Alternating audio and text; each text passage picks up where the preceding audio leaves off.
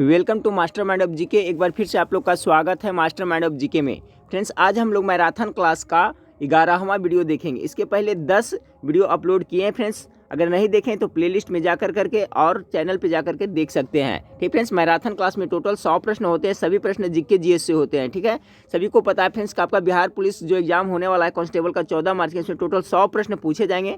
और बहुत सारे स्टूडेंट पूछ रहे थे इसमें क्या नेगेटिव मार्क्स है या नहीं। तो जी हाँ, बिल्कुल इसमें नेगेटिव मार्क्स नहीं है फ्रेंड्स। सभी आपको 100 प्रश्न करके आना है। ठीक है, नेगेटिव मार्क्स इसमें नहीं है। इसमें आपको 70 प्रश्न जीके जीएस से रहेगा फ्रेंड्स, इसलिए ज़्यादा फोकस हम लोग जीके जीएस पर कर रहे हैं। बाकी आपका मैथ का सोल्यूशन भी आपको आज मिलेगा फ्रेंड्स, और हिंदी का सोल्यूशन भी मैं प्रोवाइड करा रहा हूँ फ्रेंड्स। हिंदी से संबंधित वीडियो प्रोवाइड करा रहा हूँ। तो देखिए, अब एग्जाम में बहुत कम समय बचा हुआ है फ्रेंड्स। मात्र आपको आज एक फरवरी हो गया, सॉरी 1 मार्च हो गया।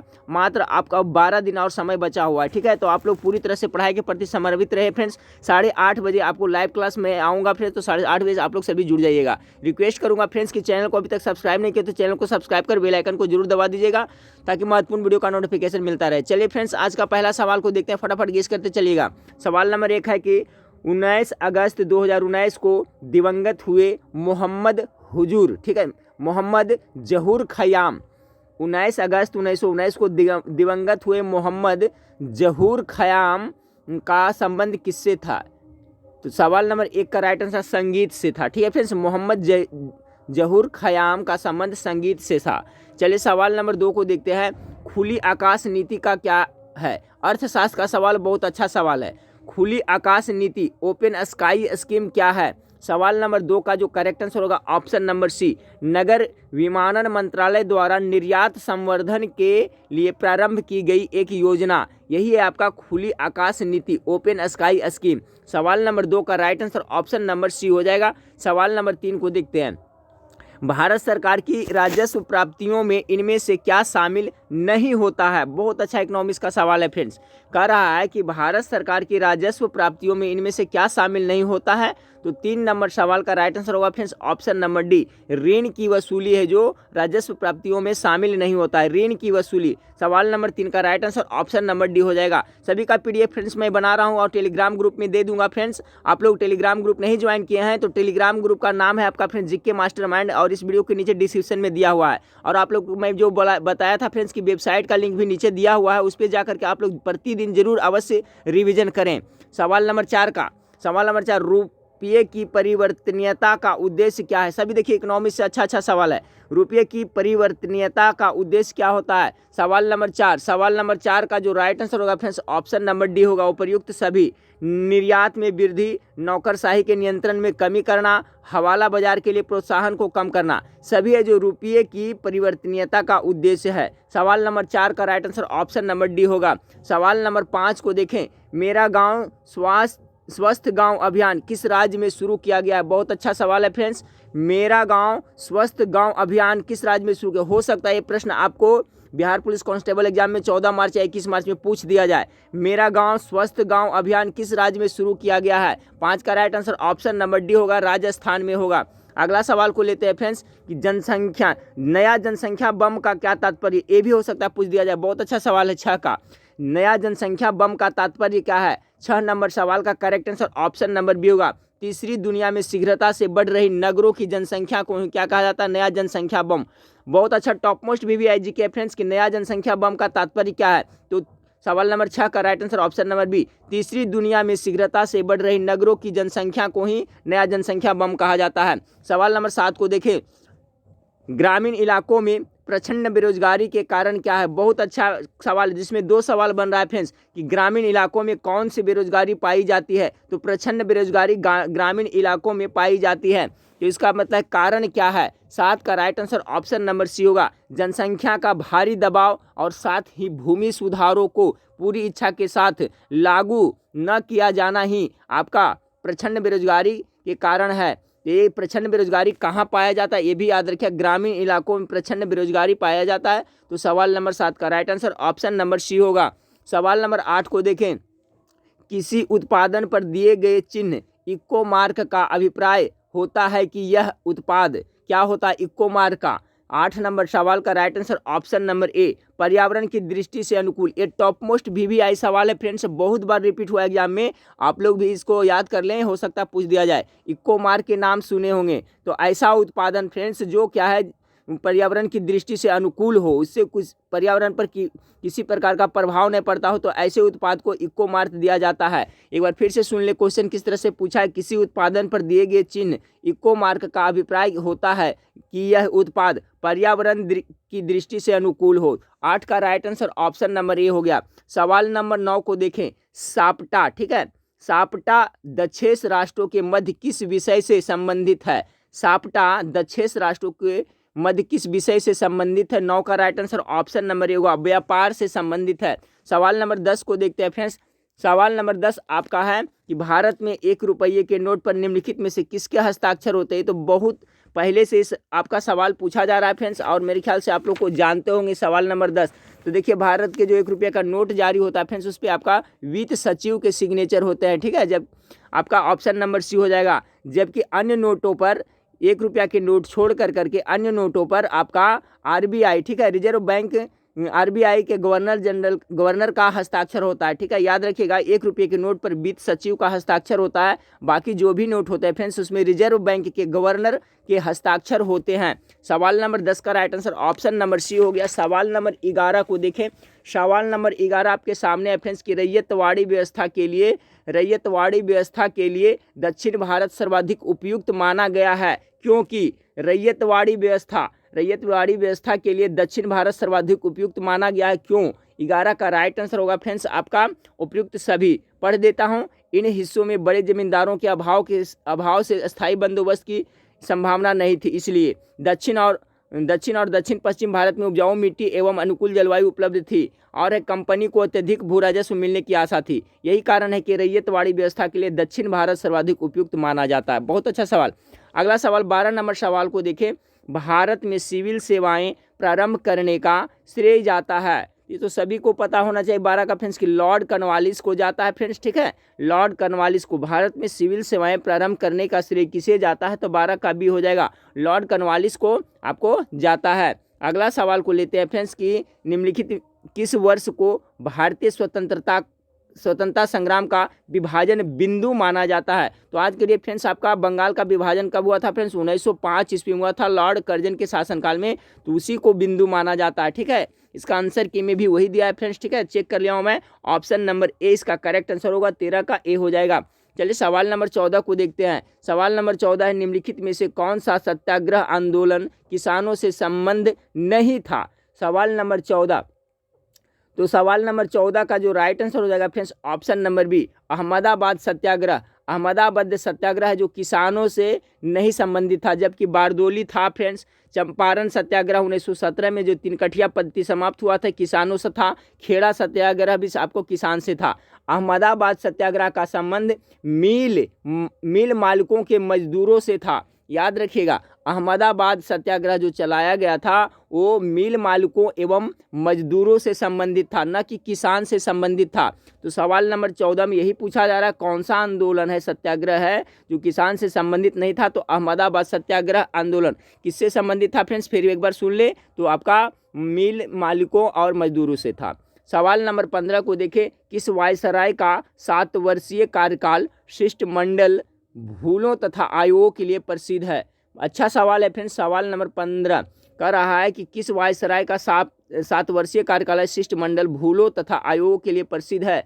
सवाल नंबर 15 का हो जाएगा फ्रेंड्स आपका लॉर्ड कर्जन के शासनकाल, option number B. Lord Curzon के शासनकाल आपका कितना था फ्रेंड्स? तो 1800 आपका 99 से लेकर करके कितना 1905 तक था, ठीक है फ्रेंड्स, 1905 लॉर्ड कर्जन का। और लॉर्ड कर्जन के शासनकाल में ही आपका बंगाल का विभाजन हुआ था फ्रेंड्स, मैं अभी बताया। तो 15 नंबर सवाल का right answer option number B हो गया। सवाल नंबर 16 को देखें। सवाल नंबर 16, निम्नलिखित में से किस किसान आंदोलन के विद्रोहियों ने शोषकों के विरुद्ध गुरीला आक्रमण की नीति अपनाई थी? बहुत अच्छा सवाल है फ्रेंड्स। गुरीला आक्रमण की नीति किसने अपनाया था? कहाँ के विद्रोहियों ने? निम्नलिखित में से किस किसान आंदोलन के विद्रोहियों ने शोषकों जो शोषण कर रहा था उसके विरुद्ध गुरीला आक्रमण नीति अपनाई थी? 16 नंबर सवाल का राइट आंसर ऑप्शन नंबर ए, तेलंगाना आंदोलन में ऐसा हुआ था। Option number A is correct answer. सवाल नंबर 17 को देखें, गांधी वर्सेस लेनिन नामक पुस्तक के लेखक कौन है? बहुत अच्छा सवाल फ्रेंड्स, बहुत बार एग्जाम में रिपीट हुआ है। तो इसका जो लेखक है S.A. Dange. Gandhi versus Lenin के आपका जो गांधी वर्सेस लेनिन नामक पुस्तक के लेखक कौन है? तो ऑप्शन नंबर ए करेक्ट होगा, S.A. डांगे। यानी गांधी जी को लेनिन से कंपेरिजन किया गया। फ्रेंड्स लेनिन के बारे में आप लोग सुने होंगे कि 1917 ईस्वी में जो रूस की क्रांति हुई थी, बोल्शेविक क्रांति, उसके नेता यही आपका लेनिन थे। सवाल पूछा जाता है कभी कभी लेनिन की मृत्यु कब हुई थी? तो लेनिन की मृत्यु कब हुई थी? 1924 ईस्वी में, ये भी याद रखिएगा। यहाँ सवाल पूछा गया गांधी वर्सेस लेनिन नामक पुस्तक के लेखक कौन है? तो S.A. डांगे हैं। सवाल नंबर 18 को देखें। सवाल नंबर 18, नीचे दो वक्तव्य दिए गए हैं जिनमें एक कथन ए और दूसरा कारण आर है, दोनों को ध्यानपूर्वक पढ़ें। क्या कथन है? पढ़ते हैं। 1857 का विद्रोह उपनिवेशवादी नीतियों एवं चरित्र का परिणाम था। कथन ए है आपका, ठीक है। अब देखिए इसका कह रहा है आर में क्या कर रहा है फ्रेंड्स? आर में कह रहा है कि यह विद्रोह अंग्रेज की विस्तारवादी दमनकारी नीतियों, आर्थिक शोषण एवं प्रशासनिक उत्पीड़न का सम्मिलित स्वरूप था। उपर्युक्त दोनों कथनों के संदर्भ में कौन सा सही है?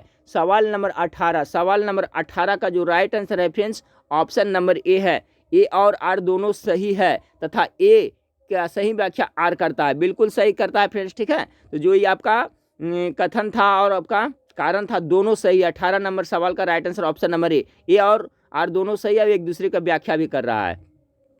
चलिए सवाल नंबर, हाँ फ्रेंड्स, तो सवाल नंबर 19 को देखिए, बहुत ही इंपॉर्टेंट सवाल है। शारदा एक्ट के नाम आप लोग सुने होंगे। तो शारदा एक्ट कब पारित हुआ था, इसके बारे में मैं थोड़ा डिटेल बता देता हूँ फ्रेंड्स, याद रखिएगा। सबसे पहले जानते हैं कि शारदा एक्ट है क्या है फ्रेंड्स? बाल विवाह से संबंधित अधिनियम है, ठीक है। शारदा एक्ट बाल विवाह से संबंधित अधिनियम है और ये डॉक्टर हरिविलास शारदा के प्रयास से आपको ये लागू हुआ, ठीक है फ्रेंड्स। तो देखिए शारदा एक्ट प्रस्तुत किया गया था कब? 1929 ईस्वी में, ठीक है, 1929 ईस्वी में। लेकिन पूरे देश में ये लागू कब हुआ फ्रेंड्स? तो आपका 1 अप्रैल 1930 ईस्वी में। इसलिए राइट आंसर ऑप्शन नंबर क्या हो जाएगा? सी हो जाएगा। पूछे शारदा एक्ट पारित कब हो गया? तो पारित हो गया कब फ्रेंड्स? 1 अप्रैल 1930 ईस्वी में शारदा एक्ट पारित हुआ था। 1929 में प्रस्तुत किया था, ठीक है। अब देखिए शारदा एक्ट जो बना था फ्रेंड्स, इसमें तो लड़की और लड़कों की आयु क्या उदाहरित की गई थी, पूछा जाता है।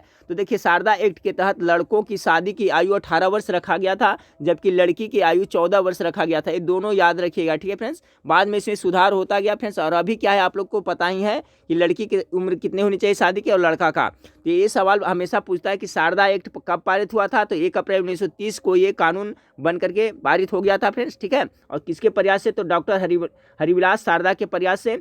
और इसमें लड़के की आयु 18 वर्ष थी और लड़की की कितना? 14 वर्ष, तो याद रखिएगा। चलिए सवाल नंबर 20 को देखते हैं। सवाल नंबर 20 आप लोग के सामने है फ्रेंड्स।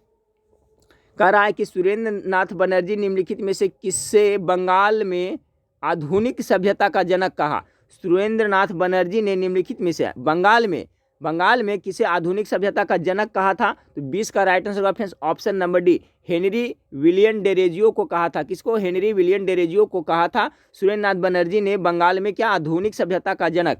20 का right answer option number D हो गया। सवाल नंबर 21 को देखें कि मुस्लिम लीग की स्थापना किस शहर में की गई थी? 21 नंबर सवाल। तो देखिए मुस्लिम लीग की स्थापना आपको कहाँ की गई थी फ्रेंड्स?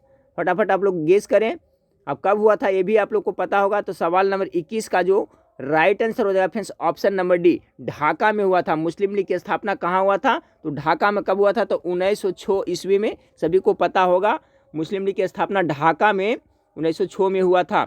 चलिए सवाल नंबर 22 को देखते हैं कि द्वैध शासन प्रणाली के तहत प्रांतीय विषयों को 2 भागों, ठीक है, आरक्षित एवं हस्तांतरित विषय में विभाजित किया गया, ठीक है। द्वैध शासन प्रणाली के तहत किया गया।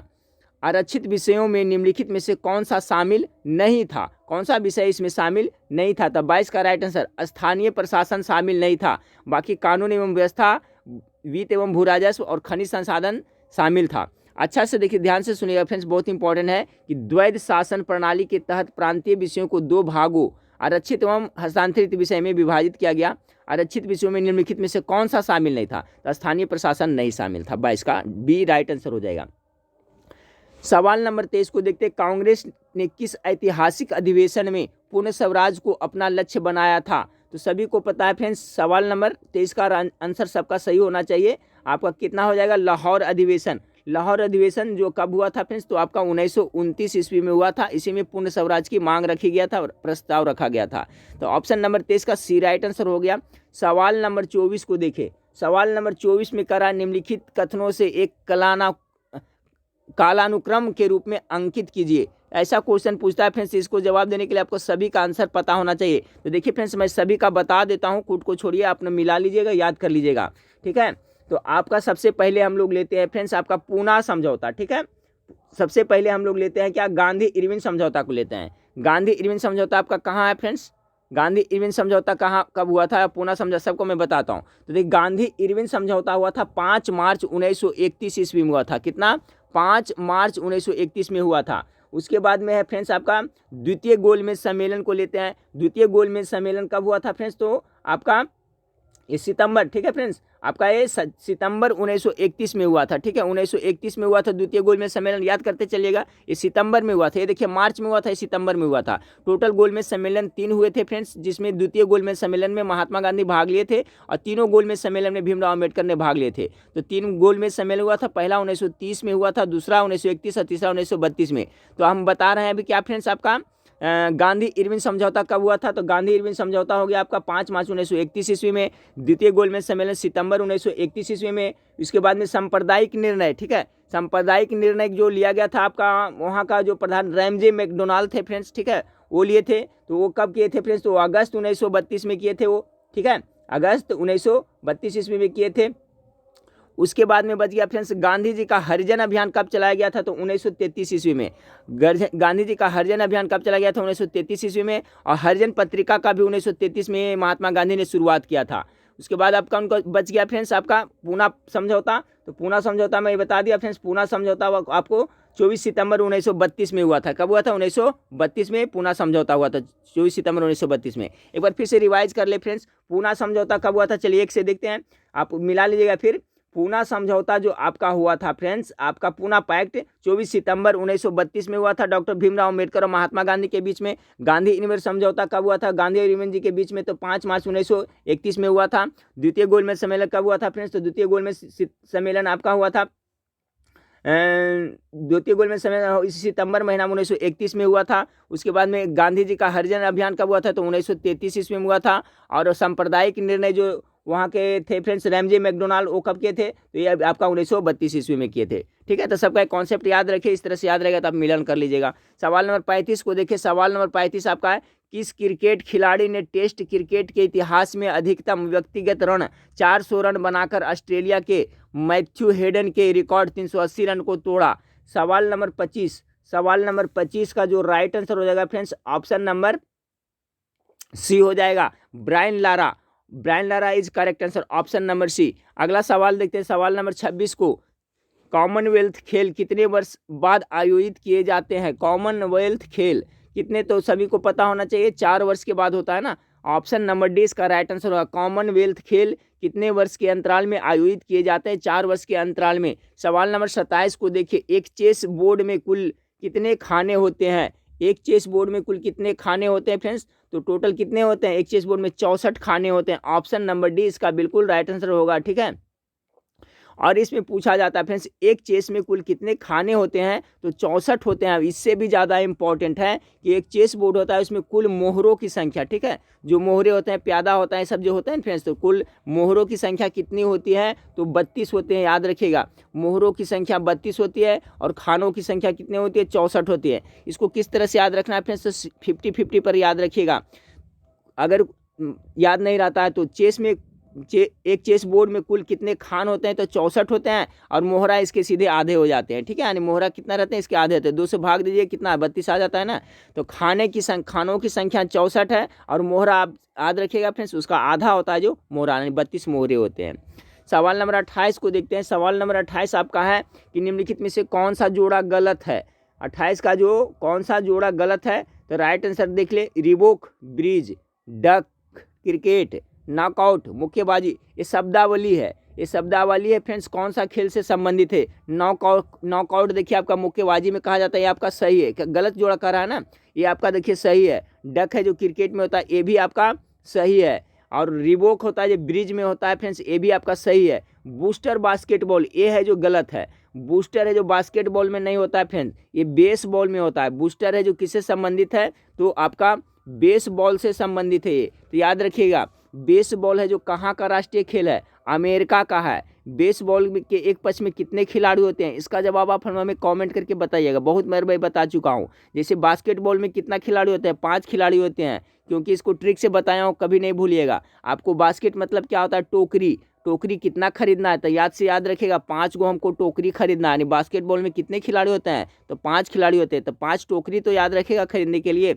ठीक है, इसी तरह से मैं ट्रिक से सबके बताया हूँ फ्रेंड्स। और ये भी बताए थे खो खो, खो खो में भी क्या होता है, 9 खिलाड़ी होता है। ठीक है, चलिए तो मैं इसका आंसर भी बता देता हूँ फ्रेंड्स। ठीक है, बास्केटबॉल आपका बेसबॉल में क्या होता है, तो बेसबॉल में भी 9 होता है, 9 खिलाड़ी होता है। ठीक है, 9 खिलाड़ी बेसबॉल में होता है।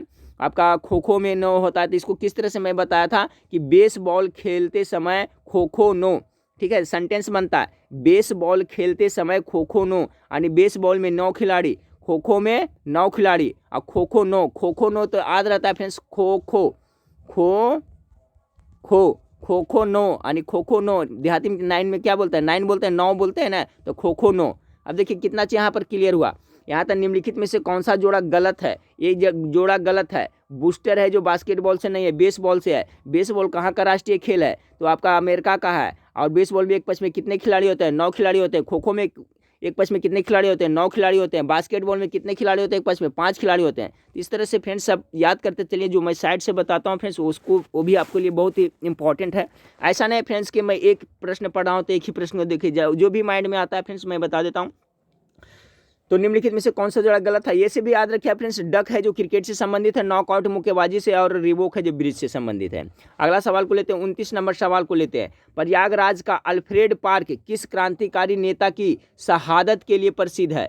प्रयागराज का अल्फ्रेड पार्क किस क्रांतिकारी नेता की शहादत के लिए प्रसिद्ध है। 29 नंबर सवाल का right answer option number D, Chandrashekhar Azad. सभी को पता है फ्रेंड्स, प्रयागराज का जो अल्फ्रेड पार्क है वो चंद्रशेखर आजाद के लिए जाने जाते हैं। अगला सवाल 30 नंबर सवाल को, प्रसिद्ध विष्णु मंदिर किस नगर में स्थित है। तो जो भी गया डिस्ट्रिक्ट के निवासी उनको तो सबको पता होगा फ्रेंड्स कि कहाँ पड़ता है, गया में पड़ता है प्रसिद्ध विष्णुपद मंदिर। सवाल नंबर 30 का राइट आंसर होगा ऑप्शन नंबर गया में पड़ता है। देखिए यह मंदिर क्या है फ्रेंड्स, हिंदुओं का है जो पूज्य तीर्थ स्थल है। जो विष्णुपद मंदिर है वो हिंदुओं का क्या है, पूज्य तीर्थ स्थल है। और इसका जीर्णोद्धार कौन करवाया था फ्रेंड्स, तो देखिए याद रखिए, पूछा जाता है। गया विष्णुपद मंदिर का जो जीर्णोद्धार करवाया था वो इंदौर की रानी अहिल्याबाई होलकर ने करवाई थी। ठीक है, बहुत इंपॉर्टेंट है, पूछा जाता है कि जो विष्णुपद का मंदिर है इसका जीर्णोद्धार कौन करवाया था, तो इंदौर की रानी अहिल्याबाई होलकर ने करवाया था, ये भी याद रखिएगा। अगला सवाल को लेते हैं, सवाल नंबर 31। बिहार में बिहार शरीफ नामक स्थान मुसलमानों का तीर्थ स्थल माना जाता है। ठीक है, इस नगर का संबंध निम्नलिखित में से किस संत से रहा है, तो सभी को पता होगा। 31 नंबर सवाल का नहीं जानते हैं फ्रेंड्स, तो आंसर मैं बताता हूं। इसका जो राइट आंसर होगा ऑप्शन नंबर डी, संत पीर मखदूम शाह शरीफुद्दीन के चलते। ठीक है, बिहार में बिहार शरीफ नामक स्थान मुसलमानों का तीर्थ स्थल माना जाता है। इस नगर का संबंध निम्नलिखित में से किस संत से रहा है। 31 नंबर सवाल का राइट आंसर होगा फ्रेंड्स आपका ऑप्शन नंबर डी, संत पीर मखदूम शाह शरीफुद्दीन के नाम से। अगला सवाल को देखते हैं, 32 नंबर सवाल। बिहार में पंचायत प्रशासन की सबसे छोटी महत्वपूर्ण इकाई क्या है, तो सबसे क्या हो जाएगा, ग्राम पंचायत होगा। ऑप्शन नंबर 1 करेक्ट आंसर होगा। सवाल नंबर 33 को देखिए, सीतामढ़ी जिसे सीता जी की जन्मस्थली माना जाता है, यह कौन सा मेला आयोजित होता है। ठीक है, तो कौन सा मेला यहाँ पर आयोजित होता है। 33 का राइट आंसर होगा option number B, Janaki Navami का मेला। सीतामढ़ी जिसे सीता जी का जन्मस्थली माना जाता है, यहाँ कौन सा मेला आयोजित होता है, तो उसका नाम क्या है 33 का, तो जानकी नवमी का मेला आयोजित किया जाता है। सवाल नंबर 34 को देखिए, रेटिंग एजेंसी क्रिसल द्वारा जनवरी 2019 में जारी रिपोर्ट के अनुसार वर्ष 2017-18 में किस प्रदेश की विकास दर सर्वाधिक रही है। 34 का right answer option number C होगा, ऑप्शन नंबर सी बिहार का।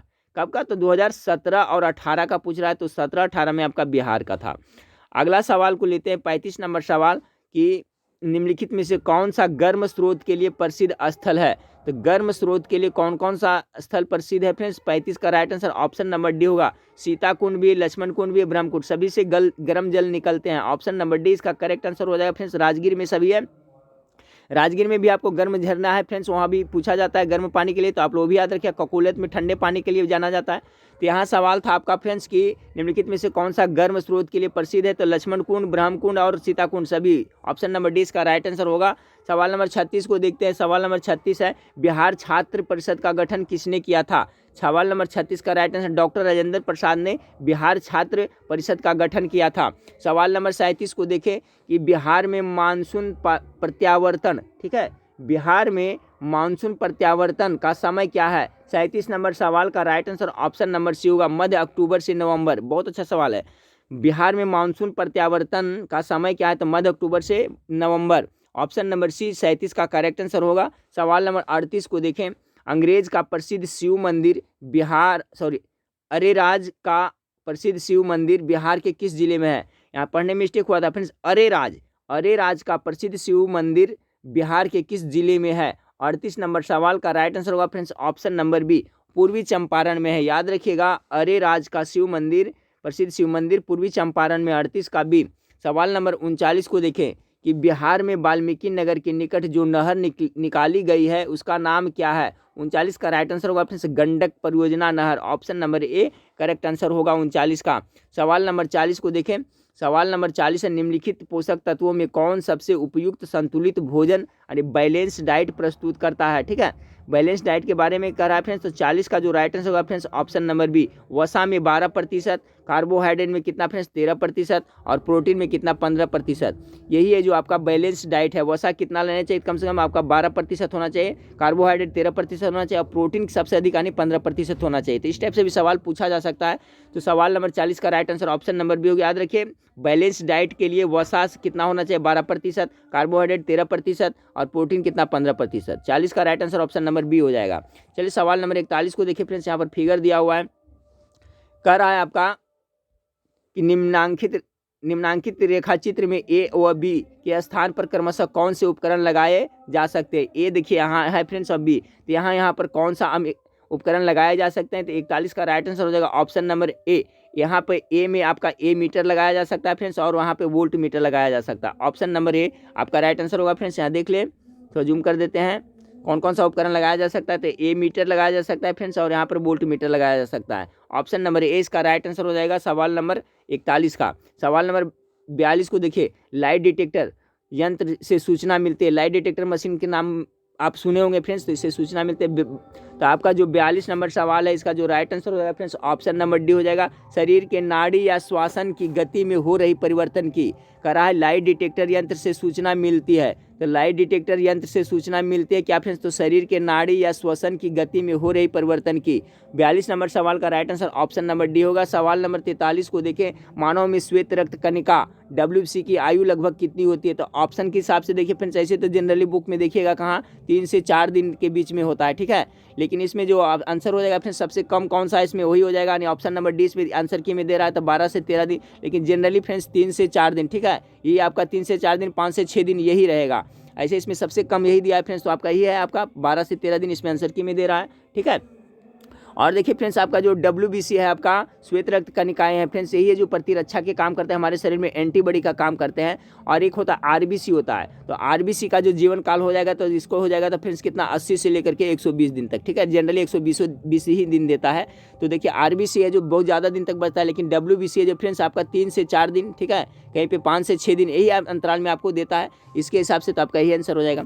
चलिए अगला सवाल को लेते हैं फ्रेंड्स। 44 नंबर सवाल है कि किसी अक्रिय गैस के बाह्यतम कक्षा में सेल में इलेक्ट्रॉन की संख्या कितनी होगी। तो कितना होगा फ्रेंड्स, जब 8 हो जाता है तो क्या उसका ऑक्टेन पूरा हो जाता है, फिर वो अक्रिय हो जाता है, निष्क्रिय हो जाता है। तो ऑप्शन नंबर सी होगा, कोई भी अक्रिय गैस है उसके बाहरी कक्षा में कितना होना चाहिए फ्रेंड्स, तो 8 होना चाहिए। 44 का right answer option number C हो जाएगा। 45 नंबर सवाल, भोपाल दुर्घटना में किस गैस का रिसाव हुआ था। भोपाल दुर्घटना में किस गैस का, चलिए फ्रेंड्स इससे एक मैं सवाल पूछता हूँ, उसका जवाब आप लोग हमें कमेंट करके बताइएगा।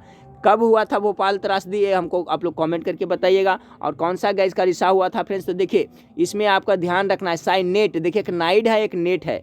ठीक है फ्रेंड्स, तो इसमें आपको ध्यान देना है 45 का। तो साइनेट इज करेक्ट आंसर, यहाँ नाइड हो जाएगा फ्रेंड्स, गलत हो जाएगा। देखिए बहुत थोड़ा सा कॉमन अथी है, मिथाइल आइसोसाइनाइड का रिसाव हुआ था, जिसे हम लोग क्या कहते हैं, मिक कहते हैं, MIC मिक कहते हैं, मिथाइल आइसोसाइनाइड। तो यहाँ देखिए जल्दी में एग्जाम में आप इसको साइनाइड देखिएगा, साइनेट, ये नहीं कि नाइड पर मार देना है, नेट नेट नेट, ठीक है फ्रेंड्स, नेट याद रखिएगा। तो भोपाल दुर्घटना में किस गैस का रिसाव हुआ था फ्रेंड्स? तो आपका ऑप्शन नंबर सी 45 का राइट आंसर है। कब हुआ था ये त्रासदी, अभी हमें कमेंट करके बताइएगा, तभी मैं समझाऊंगा फ्रेंड्स। आप लोग पूरा वीडियो देखते हैं, ठीक है। चलिए सवाल नंबर 46 को देखें कि प्रकाश संश्लेषण प्रक्रिया के लिए अनिवार्य कच्ची सामग्री क्या है? कार्बन डाइऑक्साइड सही है, जल एवं सूर्य प्रकाश ये भी सही है, क्लोरोफिल सभी सही है, ठीक है। Option number D correct answer होगा। सवाल नंबर 47 को देखते हैं फ्रेंड्स कि निम्नलिखित में से कौन सा वसा पाचक एंजाइम है? सवाल नंबर 47 का राइट आंसर आपका हो जाएगा option number D lipase. Lipase है जो एक क्या है, वसा पाचक एंजाइम है। ऑप्शन नंबर डी इसका करेक्ट आंसर होगा। सवाल नंबर 48 को देखिए, मायोसिन प्रोटीन पाई जाती है किस में? मायोसिन प्रोटीन किस में पाई जाती है? 48 का राइट आंसर पेशी में। ये बहुत इंपॉर्टेंट सवाल है, पेशी में आपका मायोसिन प्रोटीन पाई जाती है, याद रखिएगा। ऑप्शन नंबर सी 48 का राइट आंसर हो जाएगा। सवाल नंबर 49 को देखिए फ्रेंड्स, ये आपका न्यूमेरिकल है कि यदि 100 वाट वाले 10 बल्ब प्रतिदिन 1 घंटा जलाए जाए तो प्रतिदिन विद्युत ऊर्जा के उपयोग का मान कितना होगा? 49 नंबर सवाल का राइट आंसर ऑप्शन नंबर ये हो जाएगा 1 यूनिट, ठीक है फ्रेंड्स। ये हुबहू याद कर ले, रट ले, ये सवाल हुबहू पूछा जाता है कि 100 वाट वाले 10 बल्ब प्रतिदिन 1 घंटा जलाया जाए तो प्रतिदिन विद्युत ऊर्जा के उपयोग का मान कितना होगा फ्रेंड्स? तो आपका 1 यूनिट होगा। सवाल नंबर 49 का राइट आंसर ऑप्शन नंबर ए हो जाएगा। चलिए सवाल नंबर 50 को देखते हैं। सवाल नंबर 50 है, परमाणु सिद्धांत के जन्मदाता कौन है? परमाणु का खोज किसने किया था? ठीक है फ्रेंड्स, तो परमाणु का खोज किसने किया था? डाल्टन साहब ने किया था। ऑप्शन नंबर बी इसका बिल्कुल राइट आंसर होगा। अगला सवाल है आपका कि टाइलिन क्या है? तो टाइलिन के बारे में बताएं। टाइलिन का क्या है फ्रेंड्स? तो एक प्रकार का एंजाइम है, ठीक है। लार ग्रंथि से टाइलिन हार्मोन निकलता है ना, टाइलिन एंजाइम निकलता है। तो टाइलिन क्या है फ्रेंड्स? तो एक प्रकार का एंजाइम है, ठीक है। ऑप्शन नंबर एक प्रकार का एंजाइम, देखिए किस तरह से इसमें दिया, एक प्रकार का पदार्थ जो मुख में पाया जाता है, पदार्थ नहीं है फ्रेंड्स, आपका कार्बोहाइड्रेट का जटिल रूप नहीं, एक प्रकार का एंजाइम है। टाइलिन है जो एक प्रकार का एंजाइम है, इसका सटीक आंसर यही हो जाएगा, ऑप्शन नंबर सी हो जाएगा। सवाल नंबर 52 को देखिए फ्रेंड्स। सवाल नंबर 52 है, खेलो इंडिया प्रोग्राम, बहुत अच्छा सवाल। खेलो इंडिया प्रोग्राम के बारे में निम्न में से कौन सा कथन सत्य है? सत्य कथन को आपको छांटना है। सवाल नंबर 52 क्या है? तो इसका जो सत्य कथन है फ्रेंड्स, सवाल नंबर 52 का राइट आंसर क्या है फ्रेंड्स? यहाँ पर देखिए है, 1 मिनट,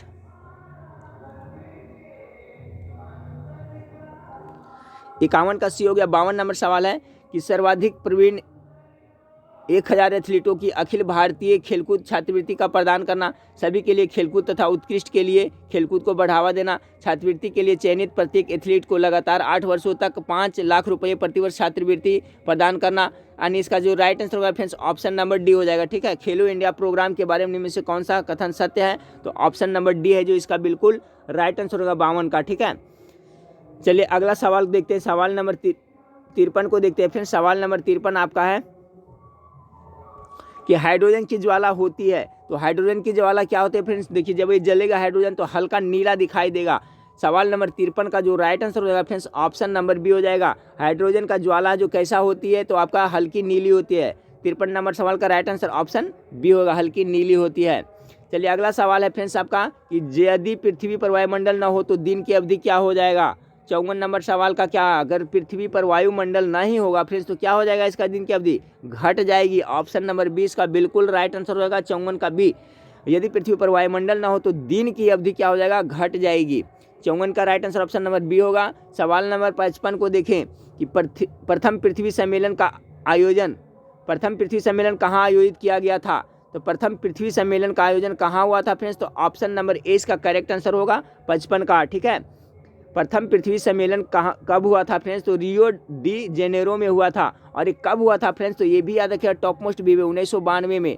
प्रथम पृथ्वी सम्मेलन का आयोजन 1992 ईस्वी में रियो डी जेनेरो में हुआ था। ये टॉप मोस्ट है, दोनों सवाल याद रखिएगा। आपको जितना इंपॉर्टेंट ये कहाँ हुआ था उतना इंपॉर्टेंट ईस्वी भी है, ठीक है। 1992 याद रखिएगा। तो 55 का राइट आंसर ऑप्शन नंबर ए हो गया। चलिए सवाल नंबर 56 को देखिए। बोरलॉग पुरस्कार किस क्षेत्र में दिया जाता है? बहुत बार बता चुके हैं फ्रेंड्स। आपका नॉर्मन बोरलॉग जो हरित क्रांति के जन्मदाता है तो कृषि के क्षेत्र में दिया जाता है, यानी ऑप्शन नंबर ए। बोरलॉग पुरस्कार कृषि के क्षेत्र में दिया जाता है। यह पुरस्कार कृषि वैज्ञानिक एवं हरित क्रांति के जनक आपका नॉर्मन बोरलॉग के सम्मान में दिया जाता है, बोरलॉग पुरस्कार, ठीक है। नॉर्मन बोरलॉग उनका नाम था, वही जो है आपका हरित क्रांति के जनक विश्व में माने जाते हैं। भारत के एम.एस. स्वामीनाथन को माने जाते हैं, सब बता चुका हूँ बहुत बार। फूल गोभी का खाया जाने वाला भाग कौन सा है? 57 नंबर सवाल का राइट आंसर हो जाएगा ऑप्शन नंबर बी, पुष्पक्रम खाते हैं फूल का। अगला सवाल है, आकार की दृष्टि से हमारी आकाशगंगा यानी गैलेक्सी की कैसा आकार है? तो ये आपका सर्पिला आकार है, ऑप्शन नंबर ए इसका राइट आंसर होगा। अगला सवाल, विटामिन शब्द का सर्वप्रथम प्रयोग किसने किया था? विटामिन शब्द का तो किसने किया था? फंक किया था ना, ऑप्शन नंबर ए, ठीक है। विटामिन शब्द का सर्वप्रथम प्रयोग फंक ने किया था।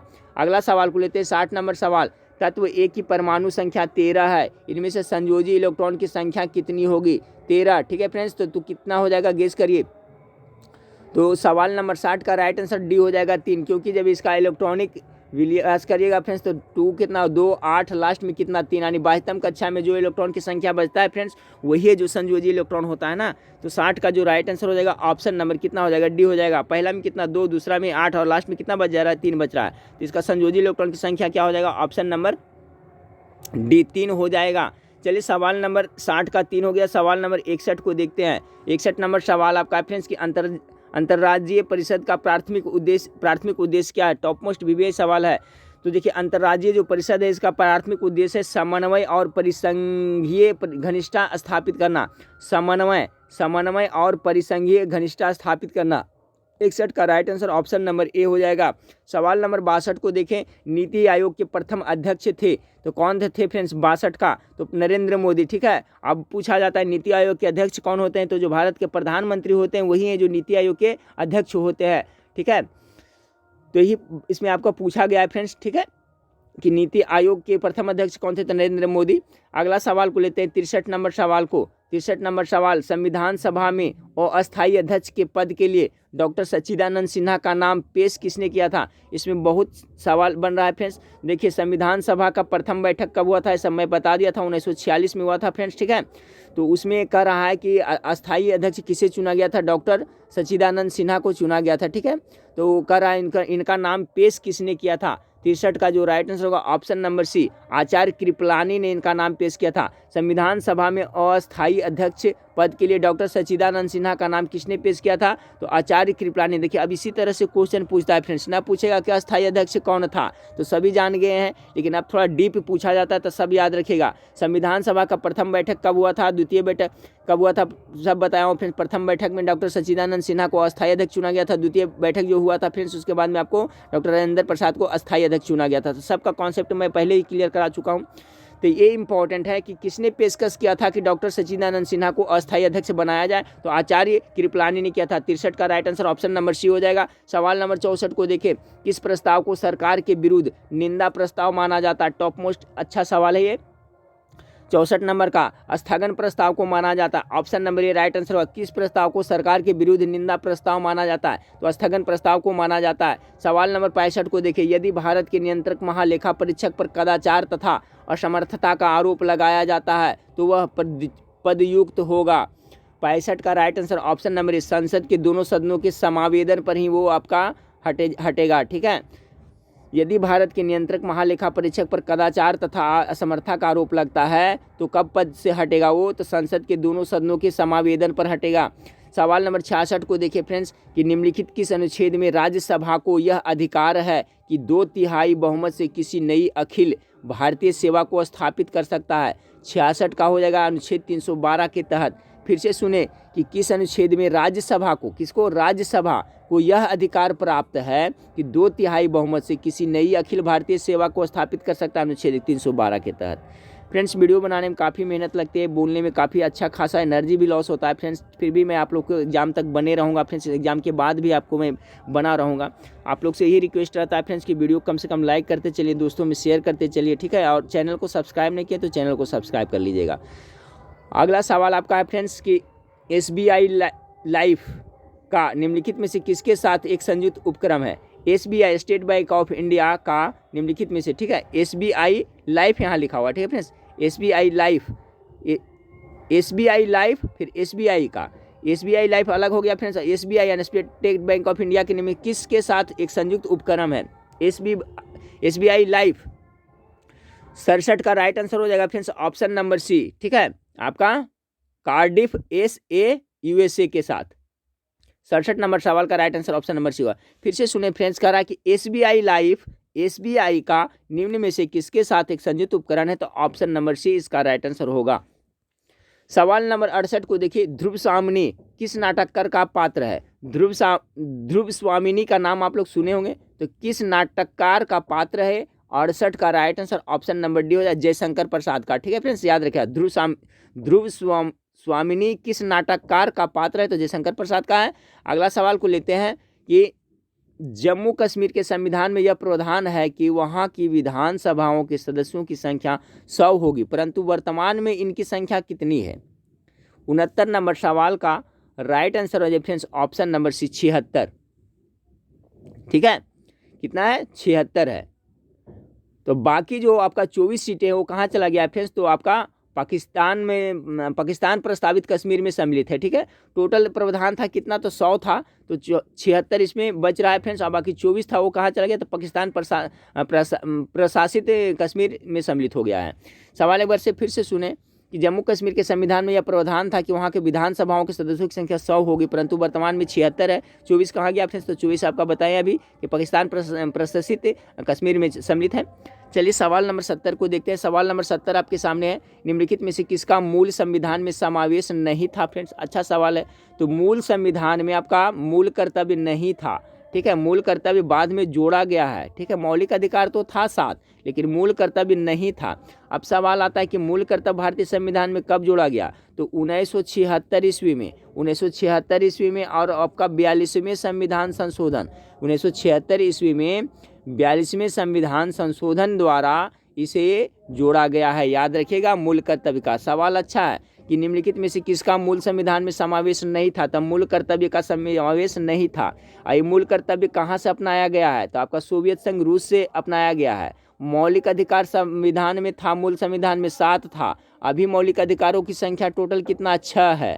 ठीक है, मौलिक अधिकार कहाँ से लिया गया? अमेरिका के संविधान से लिया गया है। तो दोनों याद रखिएगा, मौलिक अधिकार की संख्या भी वर्तमान में 6 है, और मौलिक कर्तव्य की संख्या कितना है? तो 11 है, ये भी याद रखिएगा। तो यहाँ सवाल क्या था कि किसका मूल संविधान में समावेश नहीं था? तो ऑप्शन नंबर 1 करेक्ट आंसर हो जाएगा। सवाल नंबर 71 को देखिए, प्रथम राज्य भाषा आयोग की नियुक्ति कब की गई?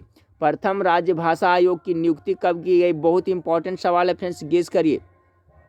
राजभाषा आयोग का पूछा जाता है फ्रेंड्स, तो 1955 इज बिल्कुल करेक्ट आंसर हो जाएगा। ऑप्शन नंबर ए, प्रथम राजभाषा आयोग की नियुक्ति कब की गई थी? तो ऑप्शन नंबर ए इसका करेक्ट आंसर होएगा। देखिए राजभाषा से संबंधित मैं 40-50 प्रश्न का एक वीडियो बना दूंगा फ्रेंड्स, वो उसका कलेक्शन मेरे पास है, उससे सवाल पूछा जाता है, तो उससे संबंधित मैं बना दूंगा, जैसे कि किस भाग में है, इसके बाद में आपका कौन सा अनुच्छेद में है, सब मैं बता दूंगा। तो फिलहाल ये देख ले कि प्रथम राजभाषा आयोग की नियुक्ति कब की गई थी? तो 1955 ईस्वी में। और फ्रेंड्स मास्टर वीडियो तैयार किया जा रहा है फ्रेंड्स, आपको आज से मास्टर वीडियो भी प्रोवाइड कराया जाएगा। ठीक है, सभी विषय का अलग अलग मैं मास्टर वीडियो बना करके दूंगा। ठीक है, इकोनॉमिक्स का बहुत लोग अर्थशास्त्र का डिमांड कर रहे हैं, तो अर्थशास्त्र का मैं आज कोशिश करूंगा शाम तक फ्रेंड्स 50 प्रश्नों का मास्टर वीडियो प्रोवाइड कराने का। ठीक है, सवाल नंबर 71 है फ्रेंड्स कि प्रथम राजभाषा आयोग की नियुक्ति कब की गई? तो आपका राइट आंसर हो जाएगा ऑप्शन नंबर क्या, ए हो जाएगा, 1955 में। अगला सवाल को लेते हैं 72 नंबर सवाल, चुनाव आचार संहिता के संबंध में निम्नलिखित में से कौन सा कथन असत्य है? देखिए इस टाइप का सवाल पूछा जाता है। 72 नंबर सवाल का राइट आंसर हो जाएगा फ्रेंड्स ऑप्शन नंबर डी, इनमें से कोई है जो असत्य नहीं है। सब पढ़ के देख ले। चुनाव आचार संहिता के संबंध में कोई राजनीतिक दल अथवा प्रत्याशी धर्म, जाति अथवा भाषाई उन्माद पैदा करने वाला वक्तव्य नहीं देगा। सही है। वैध पास के बिना मतदाता के अलावा कोई व्यक्ति मतदान केंद्र में प्रवेश नहीं कर सकता, ये भी सही है। किसी निजी संपत्ति के ध्वज, पोस्टर आदि टांगने के लिए बिना संपत्ति के स्वामी की पूर्व अनुमति प्रयोग नहीं करेगा, बिल्कुल सही है। तो चुनाव आचार संहिता के बारे में क्या है? सब सही है ना, ऑप्शन नंबर डी इसका राइट आंसर है। सवाल नंबर 73 को देखिए फ्रेंड्स कि लोकसभा में मान्य विरोधी दल का दर्जा प्राप्त करने के लिए किसी भी दल के उक्त सदन के सदस्यों की संख्या का कितना प्रतिशत भाग होना आवश्यक है? सवाल नंबर 73 का जो राइट आंसर होगा फ्रेंड्स ऑप्शन नंबर सी, कितना, 1/10 भाग। अच्छा सवाल है। लोकसभा में मान्य विरोधी दल का दर्जा प्राप्त करने के लिए किसी भी दल को उक्त सदन के सदस्यों की संख्या का कितना प्रतिशत भाग होना आवश्यक है? 73 का जो राइट आंसर होगा ऑप्शन नंबर सी, 1/10 भाग। सवाल नंबर 74 को देखें, पंचायती राज प्रणाली का प्रथम कार्यकारिणी स्तर कहा जाता है? पंचायती राज प्रणाली का प्रथम कार्यकारिणी स्तर कहा जाता है, किसे कहा जाता है? 74 का right answer option number B होगा, ग्राम पंचायत को। ये देखिए बहुत ज़्यादा इंपॉर्टेंट सवाल है, जो इंपॉर्टेंट बताता हूँ फ्रेंड्स उस पर विशेष ध्यान दीजिएगा कि पूछा जा सकता है पंचायती राज प्रणाली का प्रथम कार्यकारिणी स्तर किसे कहा जाता है? तो ग्राम पंचायत को कहा जाता है। ऑप्शन नंबर बी इसका करेक्ट आंसर होगा।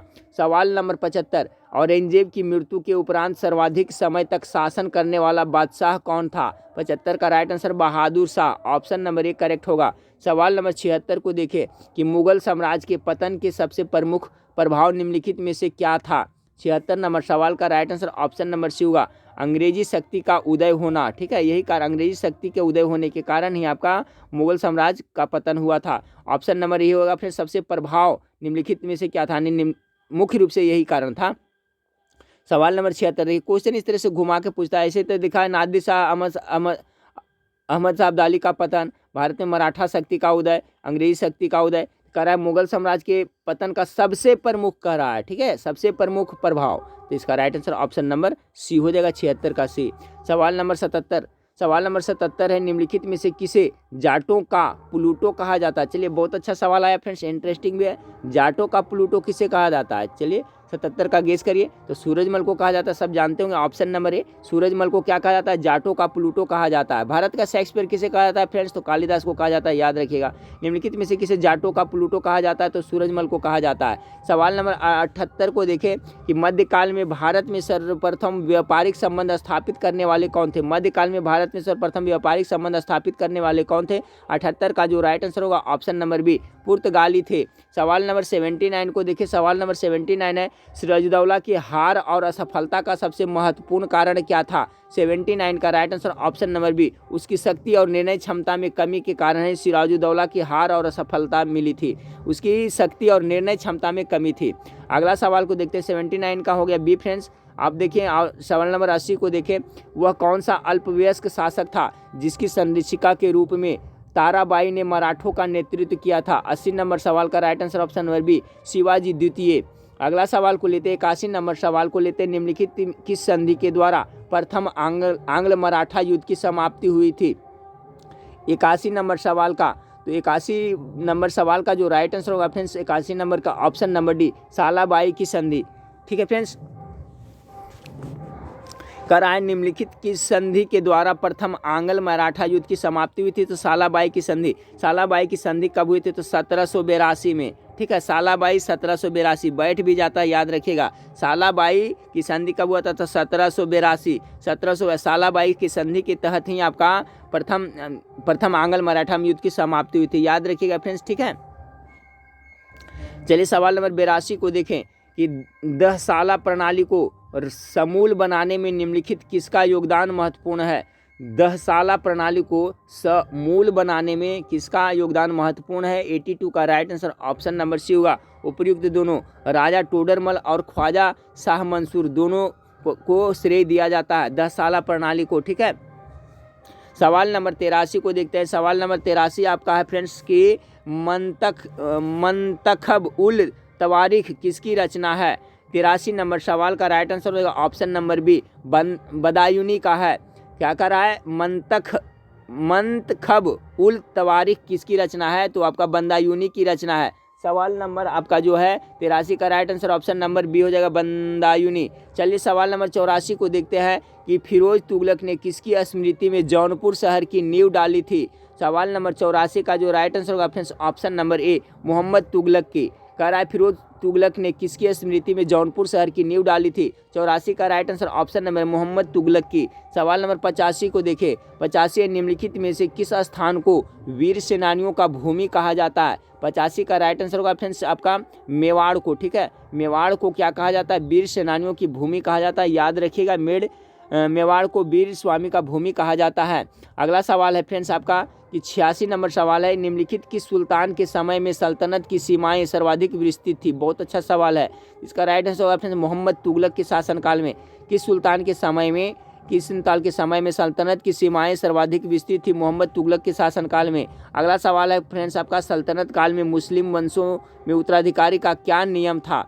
देखिए जब दिल्ली सल्तनत चलता था फ्रेंड्स तो उसमें उत्तराधिकारी का नियम क्या था, यही पूछा जा रहा है। तो इसका जो right answer option number B होगा, सबसे शक्तिशाली उम्मीदवार अमीरों की सहायता से गद्दी पर अधिकार कर लेता था। यही है जो आपका नियम कानून था। सल्तनत काल में मुस्लिम वंशों की उत्तराधिकारी का क्या नियम था? तो जो सबसे शक्तिशाली उम्मीदवार होता था वो अमीरों की सहायता से क्या गद्दी पर अधिकार कर लेता था? ऑप्शन नंबर 87 का बी राइट आंसर होगा। सवाल नंबर 88 को देखें कि निम्नलिखित में से कौन से नए कर अलादीन ने कृषकों पर लगाए थे? अलादीन ने नया कर कृषक पर कौन लगाया था? 88 का right answer option number B हुआ चारागाह एवं गृह कर। ये देखिए इंपॉर्टेंट है, ये सवाल इंपॉर्टेंट है फ्रेंड्स, याद रखिएगा कि कौन सा नए कर अलादीन ने कृषक यानी किसानों पर लगाया था? तो चारागाह कर एवं गृह कर। 88 का right answer option number B हो गया। 89 को देखिए फ्रेंड्स, 89 है कि मोहम्मद तुगलक ने किस वर्ष अपनी राजधानी दिल्ली से दौलताबाद परिवर्तित की थी? इसमें देखिए 2 सवाल बन रहा है और जो दोनों सवाल है, जो जवाब इसमें दिया हुआ वो बिल्कुल राइट है फ्रेंड्स, और आपका पूछे जाने लायक है कि किसने अपनी राजधानी को दिल्ली से, ठीक है, तुगलक वंश में किसने अपनी राजधानी दिल्ली से दौलताबाद में परिवर्तित किया था? तो मोहम्मद तुगलक ने किया था। तो इसे भी पूछा जा सकता है। तो मोहम्मद तुगलक ने अपनी राजधानी दिल्ली से दौलताबाद किया था, तो कब किया था? तो आपका 1327 ईस्वी में किया था। 89 का right answer option number B होगा।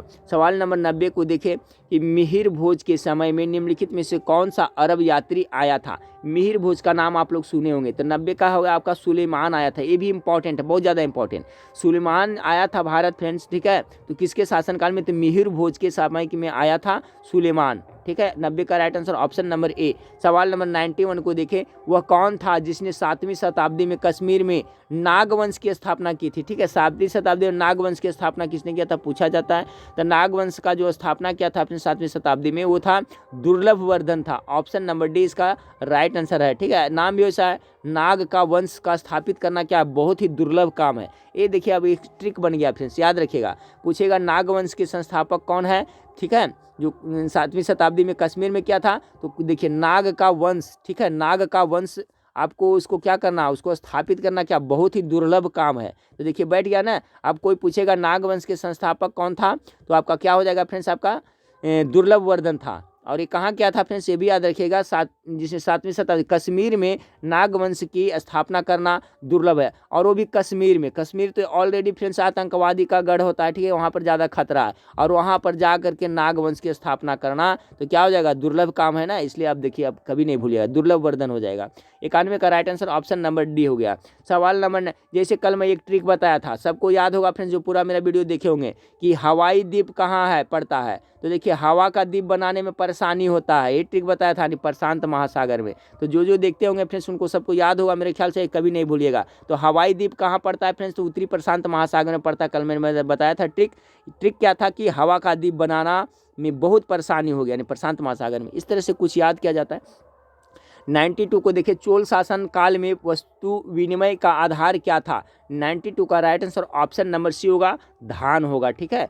चोल शासन में वस्तु का विनिमय का आधार क्या था? वस्तु का विनिमय मतलब समझ रहे हैं आप लोग फ्रेंड्स, जैसे पहले तो पैसा वैसा नहीं चलता था ना उतना, तो क्या करता था, जैसे आपके पास धान है, किसी का पास दाल है, तो आपको दाल चाहिए, तो आप क्या करिएगा, धान दीजिएगा, उसके बदले में दाल ले लीजिएगा। अब उसके पास क्या था, दाल है लेकिन धान नहीं है, तो क्या करेगा, दाल देगा और धान ले लेगा। तो पहले प्राचीन काल में आपका रुपया पैसा तो नहीं चलता था शुरुआती में फ्रेंड्स, बहुत प्राचीन काल में, तो उसमें विनिमय यानी कि लेन देन का साधन क्या होता था, पहले आपका वस्तु देता, जो कुछ देता था उसके बदले कुछ लेता था। आज भी जो रुपया क्या है फ्रेंड्स, आज भी रुपया क्या है, विनिमय का साधन है, कुछ नहीं है। रुपया है जो कुछ नहीं है, पैसा वो कागज है, वो क्या विनिमय का साधन है। आप पैसा देते हैं तो उसके बदले कोई सामान देता है, आज है ऐसा ही है। गाँव देहात में ये भी होता है फ्रेंड्स, आज भी विनिमय का साधन जो वस्तु है, जैसे कि गाँव में देखते हुए कोई सामान किसी को दे दिया तो उसके बदले वो कुछ दे दिया, तो इस तरह से होता है, ठीक है। तो यहाँ सवाल क्या था फ्रेंड्स आपका कि चोल शासन काल में वस्तु विनिमय का आधार क्या था, तो धान था। 93 को देखिए, कलिंग के युद्ध का अशोक पर क्या प्रभाव पड़ा? बहुत अच्छा सवाल है, सब जानते होंगे मेरे ख्याल से, क्या प्रभाव पड़ा था। तो इसका जो राइट आंसर होगा फ्रेंड्स ऑप्शन नंबर डी हो जाएगा। पूरा पढ़ के सुना देता हूँ। एक कलिंग युद्ध का बाद से ही अशोक का हृदय परिवर्तन हो गया था, उसमें बहुत रक्त संहार हुआ था, मारपीट उसके देख करके आपको बदल गए थे। उसने रणघोष की परित्याग कर धर्म घोष की स्थापना स्थान दिया, सही बात है, लड़ाई छोड़ दी थी। उसने अहिंसा को राजनीतिक आधार प्रदान किया, ठीक है, हिंसा को छोड़ दिया, अहिंसा को अपनाया। उसने कभी युद्ध न लड़ने की प्रयत्न किया, और उसके बाद से वो कभी सोचा कि मैं युद्ध नहीं, क्योंकि बहुत खून खराबा हुआ था। तो सवाल नंबर 93 का right answer option number D हो जाएगा। सवाल नंबर 94 को देखते हैं फ्रेंड्स कि वेदों की प्रामाणिकता पर महात्मा बुद्ध क्या? 94 का राइट आंसर विश्वास नहीं करते थे। जो महात्मा बुद्ध हैं, महात्मा बुद्ध वो आपका वेदों की प्रामाणिकता पर विश्वास नहीं करते थे। ऑप्शन नंबर ए इसका राइट आंसर हो जाएगा। अगला सवाल को लेते हैं 95 नंबर सवाल। देखिए कुछ फिगर से दिया हुआ है फ्रेंड्स, ठीक है, इस तरह से करेंगे तो पता चलेगा। 95 में कर रहा है आपका, देखिए सूची 1 में अंकित नामों की सूची 2 में अंकित नामों से सुमेलित करना है। ए में देखिए क्या सा ए दिया हुआ है, इस तरह से दिया हुआ है। ए में क्या दिया हुआ है, ए आपका दिया हुआ है, ठीक है। बी में देखिए ये दिया हुआ है। सी में देखिए आपका ये दिया हुआ है, ठीक है, ये दिया हुआ है। और डी में देखिए आपका ये दिया हुआ है। और ई में देखिए आपका प्लस का चिन्ह दिया हुआ है। तो कौन कौन क्या दर्शाता है फ्रेंड्स, इसके बारे में है। तो 95 का देखिए राइट आंसर आपका ऑप्शन नंबर ए दे रहा है। 1 का ए दे रहा है। अब यहाँ से मिला लेते हैं फ्रेंड्स, 1 का क्या दे रहा है, ए दे रहा है, 1 का ए। तो 1 का ए दे रहा है, यानी कि आपका जिला सीमा के बारे में दे रहा है। 1 का ए जिला सीमा का आपका कौन हो जाएगा, तो यही हो जाएगा, ये जिला सीमा का हो गया। 1 का ए हो गया। दूसरा में है बी का दू दे रहा है, यानी जैसे जैसे दिया हुआ है फ्रेंड्स उसी तरह से इसका राइट आंसर होगा 95 का। तो चलिए 1 का देखिए यहाँ पर दिया हुआ है 2, बी का 1 का 1, बी का 2, सी का 3, डी का 4 और ई का 5 दिया हुआ है। तब मिला लीजिए इसको। अब इसको मिलाते हैं कि देखिए इस तरह से है तो जिला सीमा को दर्शाता है। और ये देखिए प्रकाश स्तंभ, ये है जो आपका ए हो गया, जो आपका प्रकाश स्तंभ को दर्शाता है। ये देखिए कब्रगाह को दर्शाता है, आप लोग देखे होंगे कब्रगाह में इस तरह से बना होता है, ठीक है। उसके बाद में कच्ची सड़क को देखिए कौन दर्शाता है, ये दर्शाता है। उसके बाद में क्या है, ये दिखा रहा है फ्रेंड्स का आपका झरना दिखा रहा है, ठीक है। इस तरह से सवाल था। चलिए सवाल नंबर 96 को देखते हैं फ्रेंड्स कि वैलाडीला किस खनिज उत्पादन के लिए प्रसिद्ध है। सवाल नंबर 96 का राइट आंसर क्या होगा, तो वैलाडीला में क्या होता है आपका, लोहा होता है ना, वैलाडीला में लोहा होता है। वैलाडीला में किस खनिज उत्पादन के लिए प्रसिद्ध है, तो वैलाडीला में लोहा होता है फ्रेंड्स। तो इसका जो राइट आंसर हो जाएगा ऑप्शन नंबर सी। वैलाडीला किस खनिज उत्पादन के लिए प्रसिद्ध है। 96 नंबर सवाल का आपका right answer option number C हो जाएगा। 97 नंबर सवाल को देखिए राजस्थान में वर्षा का अभाव है क्योंकि, तो 97 का राइट आंसर हो जाएगा फ्रेंड्स ऑप्शन नंबर डी। अरब सागर से चलने वाली हवा को रोकने वाली कोई पहाड़ नहीं है। जी हाँ फ्रेंड्स, यही कारण है वर्षा क्यों नहीं होता। अगर जो वहाँ कोई पहाड़ होता तो जो समुद्र से हवा उड़ता है उसको अगर रोकता तो फ्रेंड्स वो घनीभूत होता, फिर वहाँ पर बारिश होती। तो राजस्थान में वर्षा का अभाव है क्यों, अच्छा सवाल है। तो ऑप्शन नंबर डी इसका राइट आंसर होगा कि वहाँ कोई भी हवा को रोकने का पहाड़। हाँ फ्रेंड्स, तो सवाल नंबर 98 को देखिए। सवाल नंबर 98 आपका है फ्रेंड्स कि वर्तमान में भारत में निम्नलिखित में से किस ऊर्जा का उत्पादन क्षमता सबसे अधिक है। तो सबसे अधिक है जो फ्रेंड्स आपका ऑप्शन नंबर डी, तापीय विद्युत। भारत में वर्तमान में निम्नलिखित में से किस ऊर्जा की उत्पादन क्षमता सबसे अधिक है, तो तापीय विद्युत की क्षमता अधिक है friends, option number D correct answer होगा। अगला सवाल है निम्नलिखित में से कौन सा कथन सही है। तो देखिए रावत परमाणु शक्ति केंद्र गुजरात, ये गलत है फ्रेंड्स। ये आपका रावत भाटा परमाणु शक्ति केंद्र कहाँ पड़ता है, तो ये राजस्थान में पड़ता है। याद करते चलिए फ्रेंड्स, चेक हो जाएगा। तो ये आपका कहाँ पड़ता है फ्रेंड्स, तो ये आपका हो गया राजस्थान में। पहला जो गलत है। नरोरा परमाणु शक्ति केंद्र, ये भी गलत है फ्रेंड्स, ये आपका यूपी में पड़ता है, उत्तर प्रदेश में पड़ता है। काकरपारा परमाणु शक्ति केंद्र, ये भी गलत है, ये कहाँ गुजरात में पड़ता है। यानी इसका सब गलत दिया हुआ है। ऑप्शन नंबर डी इसका राइट आंसर हो जाएगा, ठीक है। तो क्वेश्चन यही पूछा जा रहा है निम्नलिखित में से कौन सा कथन सही है, तो एक भी कथन सही नहीं है क्योंकि फ्रेंड्स रावत भाटा परमाणु शक्ति केंद्र गुजरात दिया है, पड़ता है कहाँ, राजस्थान में। याद करते चलिए, रावत भाटा परमाणु शक्ति केंद्र कहाँ, राजस्थान में। नरोरा परमाणु शक्ति केंद्र कर्नाटक दिया, गलत है, ये कहाँ पड़ता है, उत्तर प्रदेश में। काकरपारा परमाणु शक्ति केंद्र कहाँ पड़ता है, तो राजस्थान में, गुजरात में पड़ता है। तो तीनों को जो मैं बताया वो याद रखिएगा, ऑप्शन नंबर डी। इस वीडियो का लास्ट सवाल को देखिए फ्रेंड्स, पर्यावरण की सुरक्षा के लिए पृथ्वी सम्मेलन कब हुआ था। देखिए मैं बता दिया था फिर पृथ्वी सम्मेलन, इसके पहले जो क्वेश्चन आया था, तो पृथ्वी सम्मेलन कब हुआ था फ्रेंड्स, 1992 में हुआ था ना, यानी right answer option number C हो जाएगा। और कहाँ हुआ था फ्रेंड्स, तो रियो दी जेनेरो में हुआ था, बताए थे ना, रियो, ठीक है, रियो दी जेनेरो में हुआ था ये सम्मेलन, जेनेरो में। तो देखिए वही सवाल यहाँ पर भी आया फ्रेंड्स, वहाँ पर पर्यावरण सुरक्षा के लिए पृथ्वी सम्मेलन कब हुआ था, तो ऑप्शन नंबर सी इसका राइट आंसर होगा। 1992 में हुआ था। कहाँ हुआ था, रियो दी जेनेरो में हुआ था। तो देखिए 100 सवाल का मैराथन वीडियो था फ्रेंड्स, आप 11वां वीडियो था, ठीक है फ्रेंड्स। आज शाम को रात में मैं 8:30 बजे लाइव क्लास लूँगा फ्रेंड्स, ठीक है, ठीक है, 8:30 बजे। तो आप लोग सभी लोग जुड़ जाइएगा फ्रेंड्स। और मास्टर वीडियो तैयार किया जा रहा है, आप लोगों को प्रोवाइड कराया जाएगा। पुनः रिक्वेस्ट करूंगा फ्रेंड्स कि आप लोग वेबसाइट पे जाकर करके रिवीजन करते रहें, जब भी समय मिले फ्रेंड्स, 10 मिनट 20 मिनट जाइए, वहाँ पैसा तो लगता नहीं है, जाके आपका प्रैक्टिस सेट जो मॉक टेस्ट दिया हुआ है, प्रैक्टिस सेट बहुत सारा है, हिंदी का है, तो सब आप लोग करते रहिएगा, तो इससे कि आपका रिविजन होगा। खाली समय में जब भी मिले 10 मिनट जाकर के 1-2 सेट देख लें। तो नेक्स्ट वीडियो में फिर मिलते हैं, देखने के लिए थैंक यू, धन्यवाद।